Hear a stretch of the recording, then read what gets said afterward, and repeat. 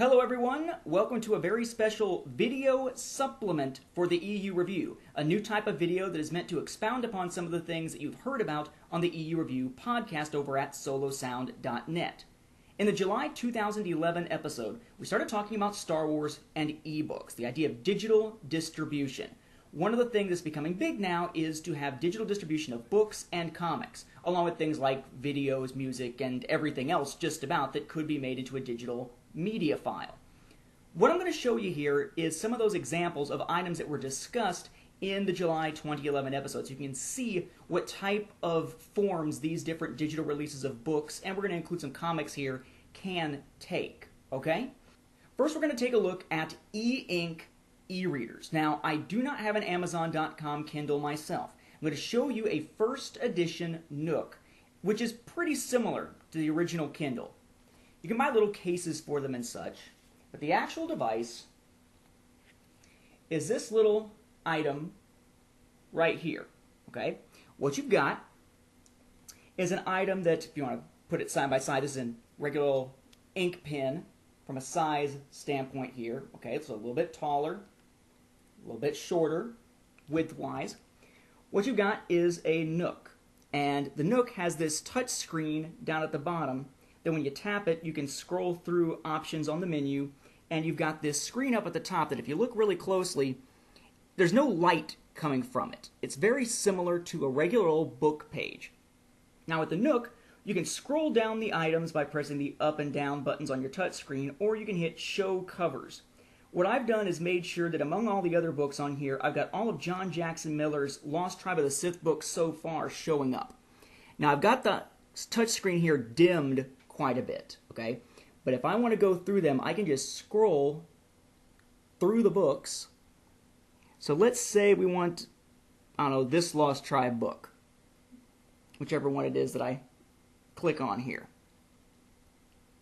Then it'll show the book. This is the very first time this book's been opened in quite a while. I unarchived it, as it says. Now, let's say I'm looking at Precipice here. I jumped ahead a little bit because I fiddled around with it to try to hopefully get some of the glare off of the bottom touchscreen here from the lights above. So now I'm on Precipice. Now you notice that at this point I've waited a little bit and the touchscreen at the bottom has gone dark. The reason it's gone dark is to save power. Once it's gone dark, I can either click to flip between pages, or I can swipe across the touchpad, even if the touchpad isn't active. This has some other features to it. The original Nook has stuff like chess, Sudoku. You can do web browsing, but it's a pretty sad type of web browsing here. But you notice the key here being that it's an e-ink screen, much more like a book page than something that's lit from behind, very clear and easy to read. And the Nook first edition has this touch screen. If you were looking at a Kindle, the color would be different. It'd be more like a grayish, almost black, kind of charcoal type color. And instead of a touch screen down here, you would have a keypad, a physical keypad.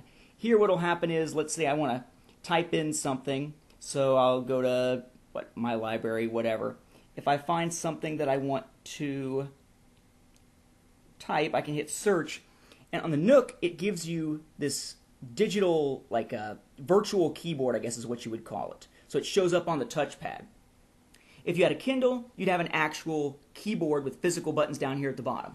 But essentially, this is what some of those earlier Kindles would look like, again, with the keypad, and this is what the first edition Nook looks like. Controls at the bottom with your e-ink screen up at the top. The new Kindles are a little bit shorter than these, are a little bit more compact, but not as compact as the other item we'll take a look at here, which is a Nook Simple Touch. I have to wake it up here.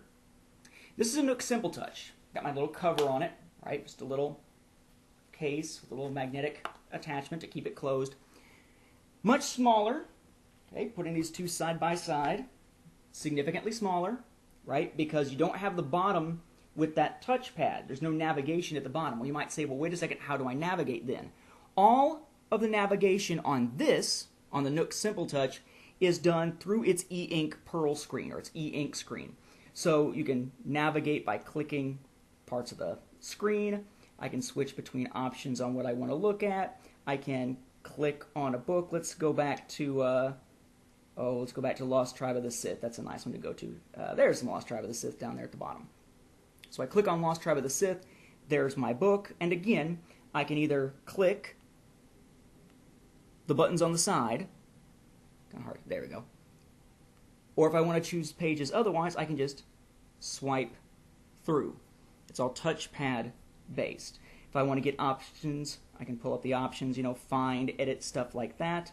If I want to go to the home, I can hit the little home button down at the bottom. This is more color-wise close to what you would see with a Nook, or excuse me, with a Kindle at this point. I'm trying to do too many things here at once. Again, it's an e-ink screen, very close to paper. You do not have lighting coming from the background. The biggest difference here with the Nook Simple Touch being the fact that the Nook Simple Touch is all touchscreen based. Okay, so it's a little more compact, a little bit lighter, especially if you don't have a case on it, and a little more portable for you. Bear in mind, though, the Simple Touch only comes, at least right now, in a Wi-Fi version. The original first edition Nook and most Kindle versions, I believe, all come in either 3G cell phone signal versions or Wi-Fi, or I guess it's Wi-Fi or both. Okay, so different options there. This, when it comes to book reading, this is the one that I prefer, the Nook Simple Touch. It's light, it's easy to use, touchpad navigation, and a brilliant, really clear, crisp screen.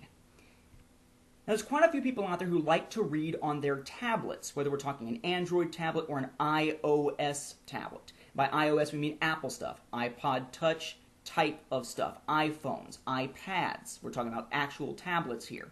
So, the big difference between those, aside from the fact that if you have 3G or cell phone connectivity on something like an iPad, you have to pay for a plan, whereas the Nook and the Kindle, you don't pay for data plans or anything like that. If you have something like an iPad or something, then what you're dealing with is a backlit screen. It is not e-ink. It's crisp and clear, not necessarily as crisp and clear, and you are going to be able to read the text, of course. But if you go outside, the backlighting will make it harder to read.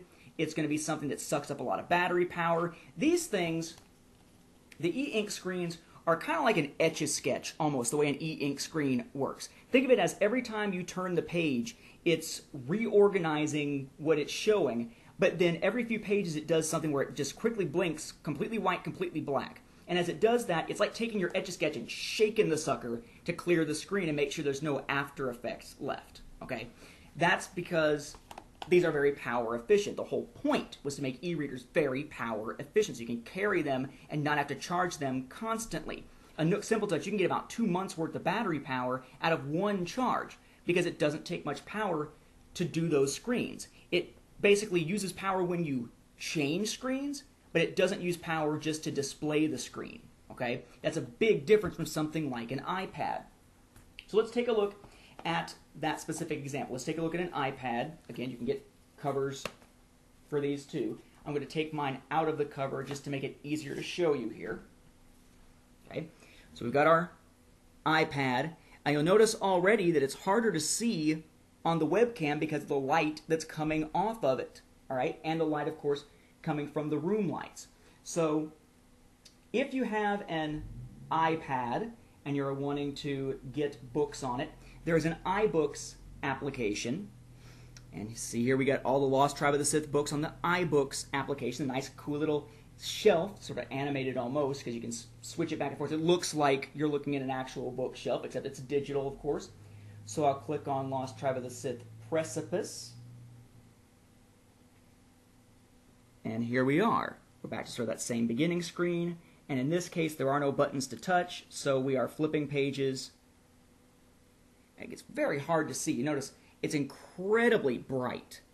Okay, you can see the text now. I'm flicking with my thumb across it to turn those pages. All right. Now, that is an iBooks program.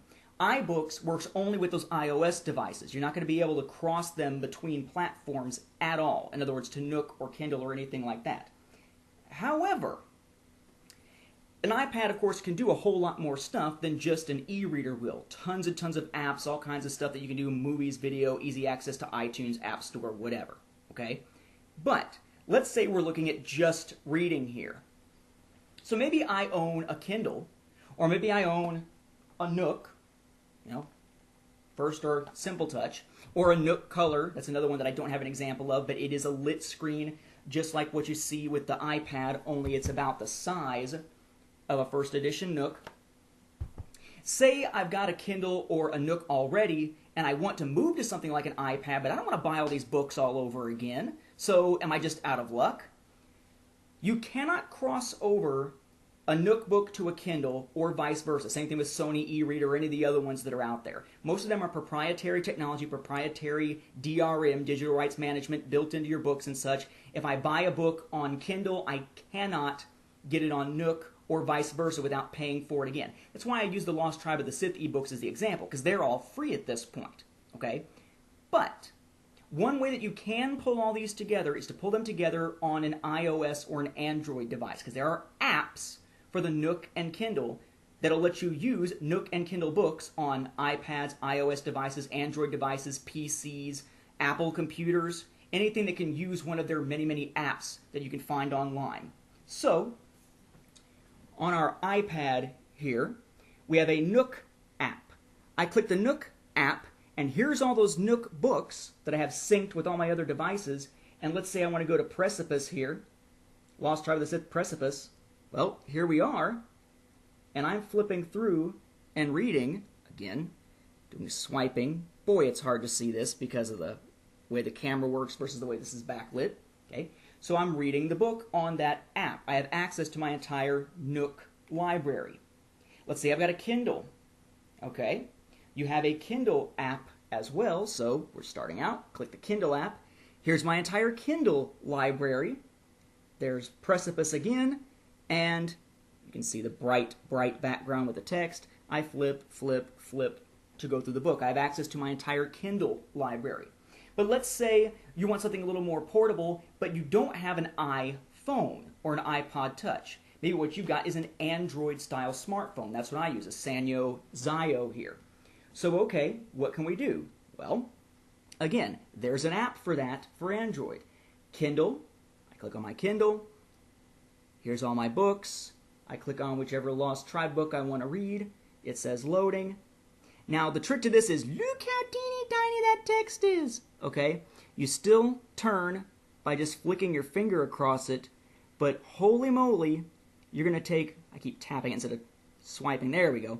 Holy crap, you are going to have very little per screen. You're going to be flicking this sucker a lot. But it's a very portable way to get access. If you're just maybe on the bus or something like that, making your way to work, you just pull it out, read a tiny bit, put it away without having to carry around another device. The same could be said for the Nook, which also has its own app. Again, it's just like the iOS app pretty much that I just showed you a second ago. If I can get it to open. I've been doing so much stuff on the phone today, it's a little bit crapped out here. The memory is screaming at me. So say, okay, here we go. Again, my entire Nook library available, or whatever I have unarchived is available. I click on the book, and there we go. Notice that I faded in and faded out. My phone hung up because of a memory issue there for just a second. Not because of the app, but because of some other stuff that I've been doing with it at the same time. So here's our book cover, and we're going to, I believe, swipe. If I can, doing it from this angle is a little tough. So there's the title. Say, oh, I want to change the page. Swipe. There's the new page. Swipe. There's the next page, and so on, and so on, and so on. So basically, as long as you use the apps, you can move between machines. You could have a Nook and a Kindle maybe previously or at home, or maybe you have a Nook and your sweetheart has a Kindle, and you both share an iPad. You can use those apps to bring that library essentially together on one device. It's not all on one screen, but because of those apps, it can be on one iOS or Android device.